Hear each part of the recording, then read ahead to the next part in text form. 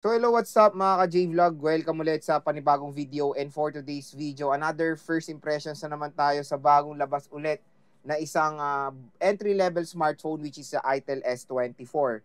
Maganda kaya to or sulit? Tara mga ka-J-Vlog, check natin.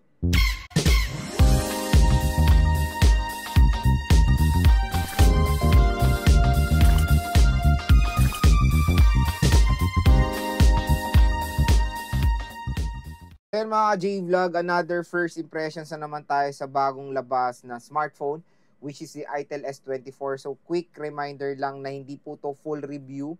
First impression lang to sa mga bagong labas sa smartphone. Gusto ko agad magbigay ng saloobin when it comes sa mga specs nila. Kahit wala pa sa atin on hand yung unit. Pero alam nyo naman ako na minsan ay nakukuha naman natin yan or nare-review rin natin yan agad-agad. Pero stay tuned. Baka ma-target din natin. Tinatapos ko lang lahat ng mga review units natin. Unti-untiin natin yan. So yun, S24. Ang dami kasi, to be honest, ang daming labas ngayon ng mga entry or budget smartphone, lalo na sa Transsion Company. Sunod-sunod grabe. Siyempre, hinay-hinay lang. Marami pa tayo, pati iPhone, may review pa natin. So meron tayong Tecno Spark 30C, Infinix Hot 50i, Smart 9, Tecno Spark 30, sa Vivo, sa Oppo. So yon, grabe. Nakakalula yung mga smartphones ngayon. Sobrang dami nyong option. Kaya ang dami natin ngayong i-compare, ang dami natin i-content, kaya sobrang excited ako to compare them side by side. So yon, ang topic natin is si Itel S24. Itel S24 ay merong suggested retail price na 8,999 pesos or almost 9,000 pesos with 8GB, 256GB. Sa kanyang presyo ay medyo out of range yung specs niya, to be honest. Pero ito yung malupit kasi siguro pag SRP yan talaga yung makikita yung price sa mall. Ayan ang presyo niya talaga kahit dito sa Itel official store is 8,999. Pero pag binili niyo to sa 1010 ay makukuha niyo na lang siya ng 4 plus. Ayan mayroon siyang 4 meron siya nakalagay diyan na 4 plus pesos. So malay natin, so yun, abangan na lang natin yung 1010. Pero ngayon, pag bibili nyo siya sa Shopee, ngayong October 3 is 8,650 siya. So, yung presyo niya, to be honest, na 9,000 ay hindi siya perfect fit when it comes sa kanyang specs sa SRP wise. Quick reminder lang, pag bibili nyo to sa mall, yan po yung possibility makuha nyo or mabili nyo ang Itel S24. Kaya kung gusto nyo makatipid, half the price, doon tayo bibili sa official store ni Shopee sa official store ni Itel sa Shopee. Quick reminder lang na ang dami rin po mga fake posts or fake na post about the Itel S24. Meron ako nakita dito, Itel S24 daw kuno, tapos 3.2 lang, tapos ang gaganda nung review. To quick reminder lang na meron po mga fake reviews. Always look doon sa shop kung official ba siya ni Itel. Kung hindi, wag na kayong bumili. Meron din mga third-party legit na shop. Basta meron kayong makitang mall na logo, legit yan mga J-Vlog. So, dyan lang kayo order. So, yon. Abangan nyo to sa 1010. Mas mura siya, half the price. At ilalagay ko po yung link niya sa description box kung interested kayo mag-purchase itong Itel S24. So, when it comes sa camera, dual rear camera siya na merong 108 megapixel main camera at 8 megapixel front camera. Sa screen naman, meron siyang 6.6 inches. IPS LCD display na may resolution na HD plus 720 by 1612 pixels. At naka 9/3 screen refresh rate siya tapos naka punch hole display. Sa chipset naman is meron siyang MediaTek Helio G91 chipset na merong octa-core CPU na merong clock speed na up to 2.2 GHz and sa GPU nakamali G52MC2 siya.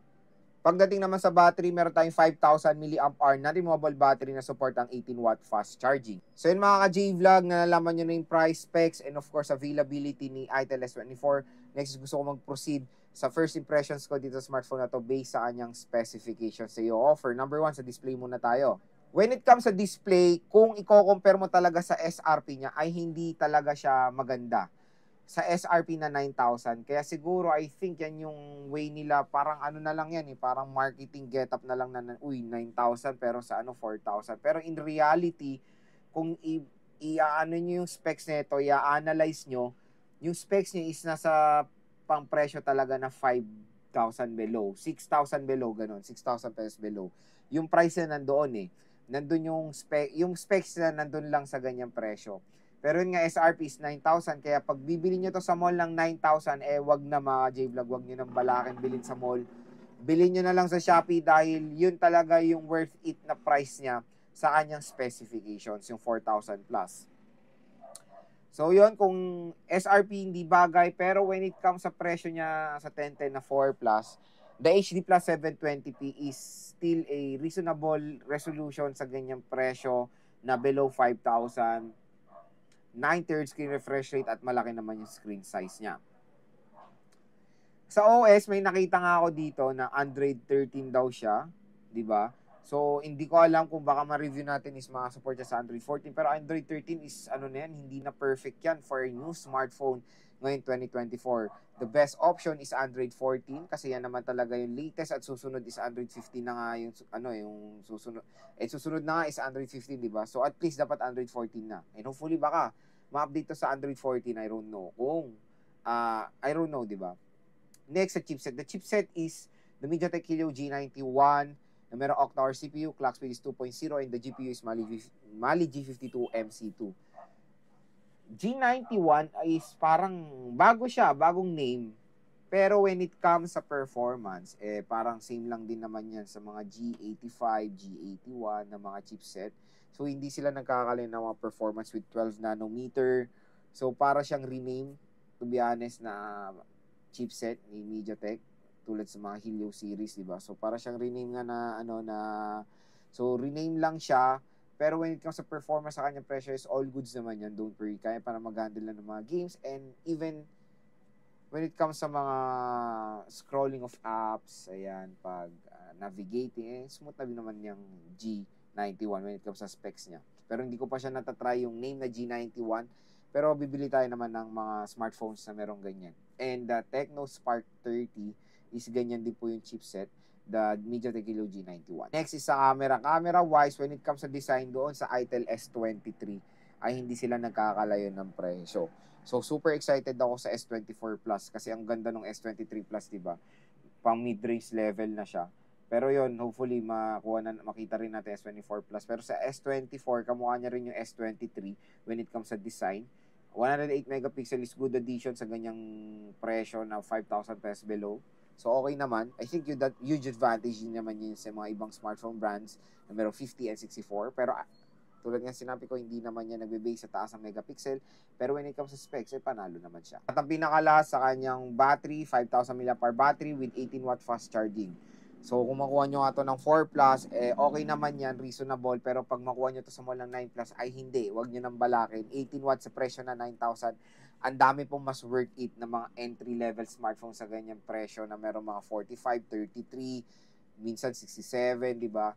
So, 18 watts sa 4,000 is good naman yan mga ka-J-Vlog ngayon 2024. Is reasonable, kumbaga. So, yun, available na siya sa Shopee. Kung interested din kayo dyan, ilalagay ko po yung link niya. Nabangan nyo to sa 1010 kasi pag bibili nyo to sa Shopee ngayon, mahal. Huwag nyo nang balakin ng 8 Plus. Bibili kayo na ito. Hintayin nyo mag-sale ng 4 Plus. Mas sulit yan, mga ka-J-Vlog. And, stay tuned lang. Baka mag-game test din natin. Review. Etong si Itel S24. Etong si Itel S24.